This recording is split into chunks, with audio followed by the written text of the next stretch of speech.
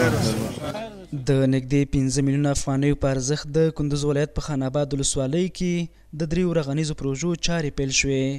د خان آباد ولسوالۍ د ښاروالۍ ادارې مسؤلینو په خبره په دې رغنیزو پروژو کې د لامبو حوض، مسلخ او د یوې څلورلارې جوړېدل شامل دي چې مالي لګښت یې د دې ولسوالۍ د ښاروالۍ له پراختیایي بودیجې څخه ورکول کیږي.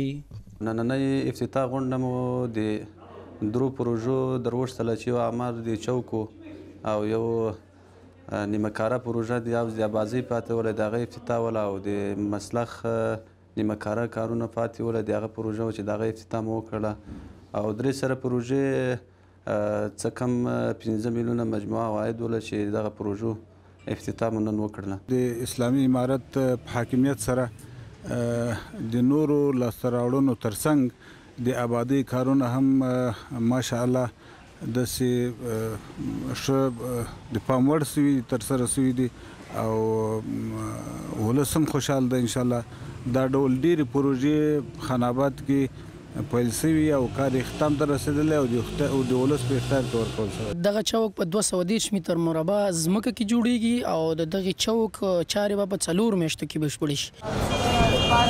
په ورته مهال د خان آباد ولسوالۍ اوسیدونکي د یادو پروژو د چارو په پیلېدو خوښي څرګندوي او په خبره یې د اسلامي امارت له بریا وروسته د ولسوالۍ کې ګڼې رغنیزې او پراختیایي پروژې پلي شوې دي.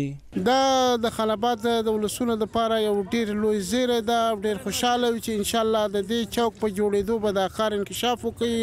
د خان آباد د محکمې په مخ کې بالاخره یو نوی چوک افتتاح سو، بالاخره دا قابل د قبول او د خلکو د خوشحالۍ وجه وګرځېده. دا د ابتکار د امارت اسلامي و. د کندوز په خان آباد ولسوالۍ کې د 3 پروژو چارې داسې مهال پیلېږي چې د دغې ولسوالۍ ښاروالۍ اداره په نږدې راتلونکي پلان لري ترڅو د ښار پراختیا او ښکلا په برخه کې ځینې نورې مهمې رغنیزې او پراختیایي پروژې هم پلي کړي.